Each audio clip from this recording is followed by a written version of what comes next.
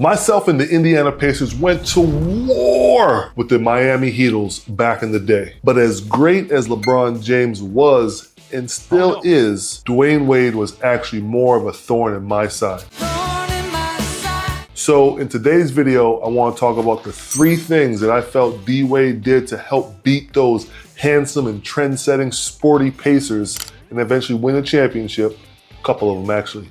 But also later on, I want to bring on Eric Reynolds, a guard from St. Joe's, to get his thoughts on one of his favorite players. First off, I want to say D Wade plays so well without the ball. He cuts beautifully backdoor for some tough finishes around the rim. And some of those are actually dunks. And if you've watched my channel, you know I hate dunks in the half court. That's just bad defense right there. But all those backdoor cuts actually put a lot of pressure on me at the rim. D Wade was always trying to get me in foul trouble. But I learned this. If you turned your head and ball watch LeBron, he's cutting. If you overhelp, or you're out of position, he's cutting. Even if you have the best of intentions, he's cutting. All right, here, 2 minutes ago, 2.5 in the fourth, 85-84. Ooh, good cut. Ooh. All right, everybody thinks LeBron has the ball. He's the focal point right here. I'm guarding Chris Bosh. Back screen is set. Chris Bosh is a good 3-point shooter, so I'm in a little bit of no man's land right here. I could either back up to here, back up with D Wade at the basket, which I probably should have done because that's what happens. But then if Lance is so gung-ho on getting back to D Wade, he's gonna leave my man open at the 3-point line for a 3-point shot. So, and I'm not the quickest of foot, so I'm probably not gonna get there to recover in time. So I kind of messed Lance up here. I should be either helping or sticking to my man or telling, I guess D West is on the same side, so he can't help. D Wade's cutting here is great. He cuts, no one is the wiser. And as good as LeBron is, he's a great passer. D Wade did things like cutting backdoor without the ball. This might have been a drawn up play, but if that play was to go haywire, LeBron's gonna go one-on-one again, and then you know what I said before, he's gonna cut. He's gonna cut. If there's an opening, you ball watch, you're gonna cut. The ball's advancing. Mario Chalmers at the ball, double drag. D Wade is on Chris Bosh. LeBron, PG's on LeBron. Comes off Haslam. I'm guarding. Boom. That's what I'm saying. This dude was always trying to get me in foul trouble, man. Dude always trying to get me in foul. I'm just trying to play. I'm trying to be in the game. EA Sports. It's in the game. In the game. EA Sports, it's in the game. So look at this. Confusion, not confusion. They're trying to set up a play. G Hill is watching the ball. I got this one-on-one. So paint, this is what a paint switch is called. This is what we used to do in Indy. If Lance can see Mario Chalmers' numbers straight on, it's a paint switch. You switch to mine, and then I got yours. So Mario is looking for an opening, and then boom, ball watches, cuts back door, and at the rim, puts a lot of pressure on me to make a play. Bang, bang. I'm guarding. Next thing I know, D Wade's already jumping before I have a chance to go straight up appropriately. But god damn it, man. I'm trying to be in the game, man. The second thing he did was hit the motherfucking boards. The offensive boards. I remember Frank Vogel going over the scout report saying, put a body on D Wade whenever a shot goes up. But as you can see, he would primarily collect those boards in 2 ways. He'll catch you slipping if you don't put a body on him, obviously. That's the easy one. But number 2 was he would get his own misses, his own rebounds around the rim. You as a player can feel if that shot is gonna be short or long. You know it's gonna be a miss once it leaves your hand. Me, I used to use my height and long arms to get tips around the rim and hope that those players didn't have a second or third jump in them. What D Wade does really, really well is use his quickness, timing, and leaping ability to get those buckets. D Wade shoots, quick offensive rebound. Ooh, look how quick he is to get that offensive rebound. He works middle over that left shoulder. Hold on, let me do this again. All right, so D Wade starts off in the post, shoots a jump hook over that left shoulder. Before the ball even gets to the rim or gets down, he's already going after that offensive rebound right there. I'm not sure if G Hill could have put a body on him so quickly because he went to contest, and by the time he contested, he was going to get the offensive rebound anyway. These are the things that players should do when they're playing with LeBron, I feel like, and D Wade mastered that. Look at this. Shoots the jump hook, quick off the ground. Ooh, uses that pump fake. That's what I'm saying. You gotta have a repertoire, some things that you can use at the rim to get that extra buck. Because the closer you are at the rim, the higher chances that you could get a foul and everything like that if you're under control. All right, now I want to bring in Eric Reynolds. Eric, thanks for coming on. Today's video, I'm talking all about Dwyane Wade and my series against him in the Heat. But a little birdie told me that D Wade's one of your favorite players, man. Can you talk to me about what he means to you, what you took from his game, and what it's doing for you now? Definitely. I mean, he is my all-time favorite player. No one else I would consider being my favorite player. What I took from his game is just like, what I try to take from his game is like his pace, how he switches up his pace. I feel like he's really aggressive going downhill and creating plays for either himself or his teammates. So I try to model that after him, and also kind of took a little bit of his free throw routine and added it to mine too. So I try to model a little bit, well, as much as the different pieces I can from his game, and try to add it. In the video, I'm talking about the things that he did against me. One of the things I talked about was his offensive rebounding. He's a big guard. And I've also talked about when he was paired with LeBron, being able to play without the ball and be unselfish and move. But one of the things that while I have you here and how I kind of like try to connect the dots a little bit is like how D Wade was able to attack off the pick and roll. Because I feel like there's certain dimensions of his game that remind me of yours right here. And I'm going to try to pull something up here. When he's in the pick and roll, and there's certain things that I see that he does that you like he don't play around and he gets right to it. He doesn't dribble.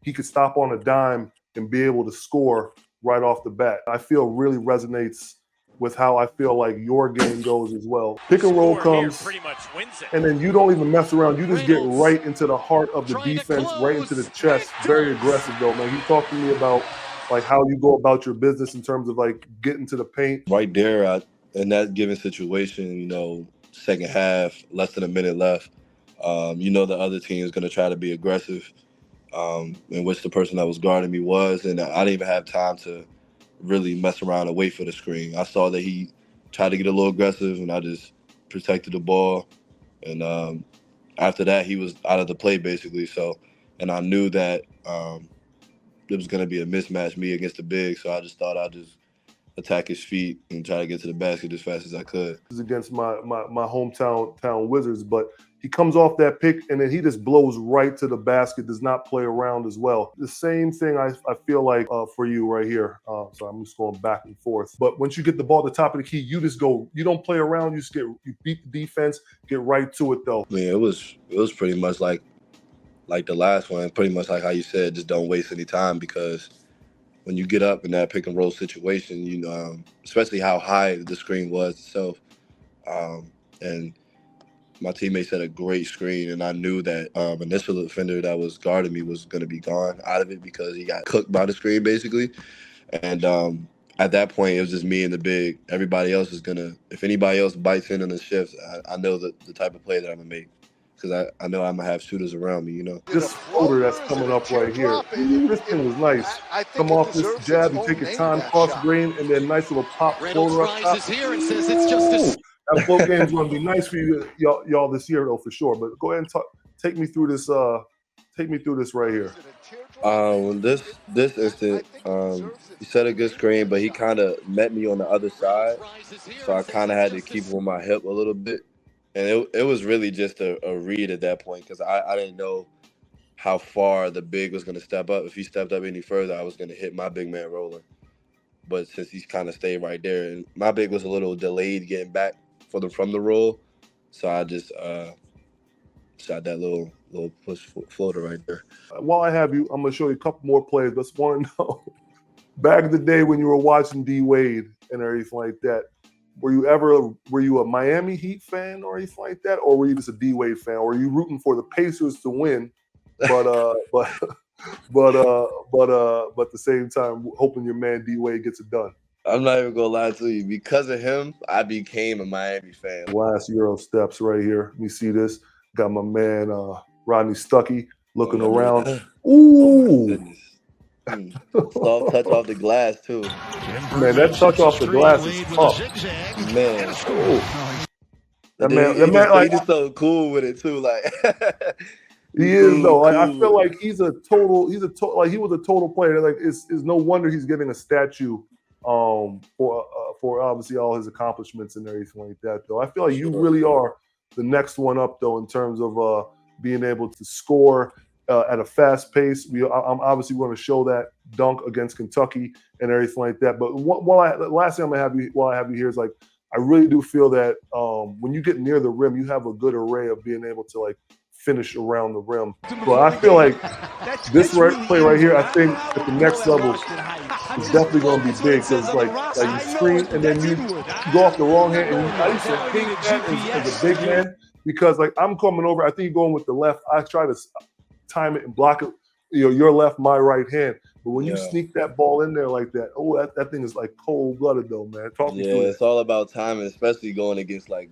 great shot blockers. Like, I mean, it helps having it in practice because we got guys like Rasheer and then we got Justice this year, who's the leading shot block returner. So having those guys in practice helped me out with a lot of these finishes that I do.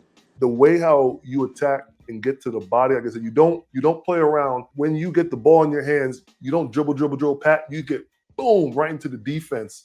Big and one right there. I like it. I think that will like definitely help you with the rest of your college career and at the next level though. Appreciate that, sir. Thank you. Eric, I appreciate you having you on. This was like a real quick film session. You're actually my first guest. I really do appreciate that. Please let the people know all your socials and where to find you and everything like that. Instagram, we got YOO.DEUCE 2_, and then Twitter is yo2Os_ DUECE. I spelled them both ways, but I can't change Twitter now, so.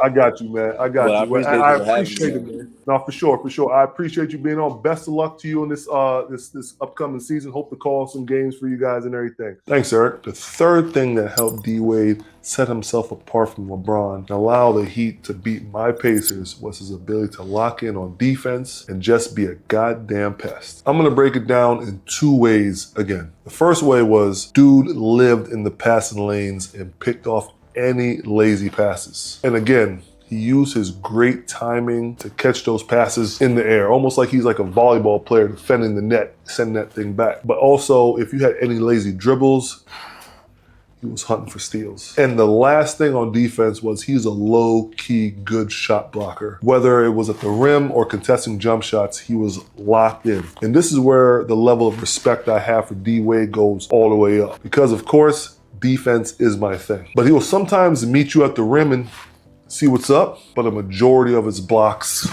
came from rear view contests where you didn't even see it coming. But D-Wade brought it on both ends of the court consistently. So it's no wonder he's getting a statue outside the Casilla Center. Well-deserved, brother, well-deserved. So the back screen, hit screen PG, boom. Ooh, lazy dribble. That little sneaky little mother. Had the play coming.